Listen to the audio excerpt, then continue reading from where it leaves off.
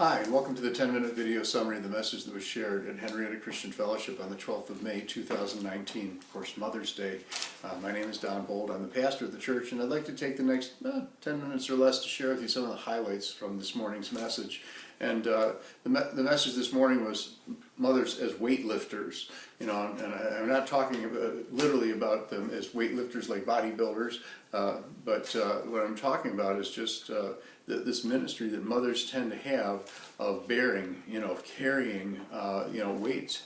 And one of the things that I just pointed out this morning was that moms start off, that they're pregnant, but it doesn't weigh anything really much yet. But gradually over time, what happens is they take on the weight of that baby and carry that child. Because we're talking about carrying a child when a person is expecting, and so there's this weight bearing kind of thing that happens at the beginning of motherhood. But then the baby's born and you're not carrying the baby that way anymore, but you're still carrying the baby quite a bit, aren't you? In fact, we had friends that they were not able to have children biologically themselves, and so they adopted a couple of children. One was a baby and the other was a toddler. And anyways, about 3 months into this, the mom had this pain in her side. She went to the doctor, and he said, "Well, you've cracked 3 ribs." She said, "Well, how did I do that?" He says, "Well, all that weight you're carrying, your body wasn't used to. You didn't have the opportunity for your body to build up this strength to be able to carry. And now you're carrying those children all the time, and you've cracked some ribs." This whole idea of carrying weight. Of course, we're talking about it in a physical sense there, but it's not just physical. It's spiritual. It's emotional. It's all these things. Social. Kind of weight to that experience of mothering a child. And I'm going to start right off with Mary and the Bible. Luke 2:16 through 19, it talks about how the shepherds came with this message about what the angels had told them.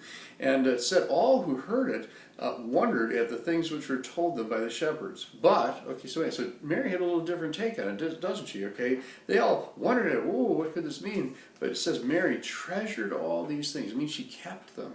That word treasure means she kept them, she guarded, she held on to those words, and she pondered them in her heart. She rolled them over in her heart and kept thinking about them. Okay, she was carrying the weight. She was carrying the weight of having birthed Jesus. Okay, and you all know that I like Albert Barnes' notes on the New Testament, and it says, "Here is a delicate and beautiful expression of the feelings of a mother. A mother forgets none of those things which occur respecting her children. Everything that they do or suffer, everything that is said of them is treasured up in her mind, and often she thinks of those things and anxiously seeks what they may indicate respecting the future character and welfare of her child." Okay, so bearing weight for others, it's a biblical ministry. All right, Galatians chapter 6 verses 1 and 2 says, "Brethren, even if anyone is caught in any trespass," it says, "you who are spiritual, restore such a one in a spirit of gentleness, each one looking to yourself, so that you will not be tempted." Okay, so it's telling us the character with which we're supposed to restore people. But then listen to this: bear one another's burdens, and thereby fulfill the law of Christ. So bearing up and carrying that burden for somebody that needs to be restored, and their children are constantly needing that restoration, aren't they, Mom? All right, and so to bear, to lift, and to lift the burdens of others, perhaps carrying them for a while, fulfills the law of Christ. And I'm not going to get complicated about this. The new commandment that Jesus gave us was what? Love one another as I have loved you. Okay, and so we are fulfilling in part that commandment that Jesus gave us by bearing one another's burdens. And Jesus had a word to speak to those who, excuse me, were in the habit of binding up burdens and laying them on people rather than lifting them. And anyways, he talked to them about the scribes and Pharisees who were constantly, binding up these heavy burdens of the law on people and placing them on them. And, we don't want to be crushed by the weight of those burdens. And so Jesus said they tie up heavy burdens and lay them on men's shoulders, but they themselves are unwilling to move them with so much as a finger. And I want to point culture and men, they're going to speak to us as well. We got to watch out for those burden bearers and make sure that we aren't binding up these burdens or just leaving those burdens to them. Okay, and so Romans 15:1. Now we who are strong ought to bear what? Bear with the weaknesses of those who are without strength. Okay, I remember when I worked at Teen Challenge, we used to say that everybody needed a mom and a dad. And what we meant by that was everybody needed one person that was going to be willing to put us in our place with a few words, and we also needed somebody who was going to bear with us and listen to the whole story. And so we tried to make sure that the staff kind of fulfilled both of those needs. And sometimes in a family the roles can be a little reversed. Sometimes it's mom that can put you in your place and dad's the one that does all the listening, but I think there's a propensity that the moms tend to be the ones that are willing to sit and just listen to that whole story. And anyways, it's a tough ministry. Moses, we're told in Exodus 18:14 and following, that he would stand all day long with the people and listen to the stories and settle their differences. And his father-in-law came to him and he said, "The thing you're doing isn't good." He said, "Why do you do this?" And Moses answered, he said, "Well, the people come to me to inquire of God. When they have a dispute, it comes to me, and I judge between a man and his neighbor to make known the statutes of God and his laws." Sound familiar, moms? Okay. How much time do you spend in a day, dealing with, the cry of the offended, "Mom, he's doing this, she's doing that," and having to settle those disputes. Well, Moses' father-in-law said something that I think, moms, it'd be good for us all to take to heart. You will surely wear out both yourself and these people who are with you. The task is too heavy for you. You can't do it alone.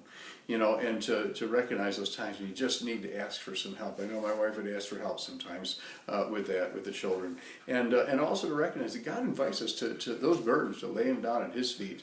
Jesus says to take my yoke upon you. And, that yoke, just so you understand, a yoke is for the purpose of binding two together to accomplish a task. And Jesus is saying that there's things that we're supposed to be doing, but Jesus doesn't leave them to us. He says, "Get in the yoke with me," and I'll tell you, He tells us that burden will be light because He's in the yoke with us. And Colossians 3:12-16 gives us some suggestions about how to be good burden lifters, good weight lifters. It says, "Put on a heart of compassion, kindness, humility, gentleness, patience, bearing with one another, and forgiving each other. Whoever has a complaint against anyone, just as the Lord forgave you, so also you should forgive them." And it goes on to say that we should let the word of Christ dwell richly in our hearts, and that we should then let that out, speak that out. Let what God is doing in us be that which helps to carry those burdens. 1 Thessalonians 5:12-21 gives us some instruction. I'm just going to skim along through here. It tells us we should appreciate, we should esteem, we should live in peace, admonish, encourage, help, and be patient with one another, and it goes on. All right, so being thankful for the moms who lifted weights for us. Be forgiving to the ones who didn't. All right, you got a mom that did it was a good weightlifter. Man, appreciate her and esteem her and let her know how thankful you are for the ministry that she did. If you had one that really didn't, I'm going to encourage you. It's one thing to judge behavior, to say, "Hey, what I grew up with, that wasn't right." Don't condemn your mother. Jesus said, "Judge not that you be not judged." So I'm going to encourage you. Don't condemn your mom, but just you can judge the behavior, because that gives you the opportunity to say, "You know what? I'm going to reach for better. I want to be what the Bible describes here." And so, anyways, let's just keep moving on here. That Jesus is described this way, because we can see Jesus. That's why we can hope for something better in all this. That even if we didn't have the best example growing up, we can hope for better because we see Jesus. Hebrews 12:1-2 tells us we see Jesus. We're supposed to look to Him. He's the author and finisher of our faith. And anyways, Isaiah describes Jesus this way: "Surely our griefs He Himself bore, and our sorrows He carried." Hear Him? He's a weightlifter. Okay. "Yet we ourselves esteemed Him stricken, smitten of God, and afflicted. But He was pierced through for our transgressions." Mary, one of the words she received when Jesus was born was that, look, a sword's going to pierce through your heart also. He was pierced. Okay, He was crushed for our iniquities. The chastisement of our well-being fell upon Him, and by His scourging we are healed. All of us like sheep have gone astray. Each of us has turned to his own way, but the Lord has caused the iniquity of all of us to fall on Him. And so Jesus is our weightlifter. Moms, I want to encourage you when you get tired, when you've done the best you can and there just isn't enough, to look to Jesus, the author and finisher of your faith, and to understand that He stands ready to get in the yoke with you and to bear that burden with you. And with that, I'm going to say God bless you, and we'll see you next time on the 10-minute video summary.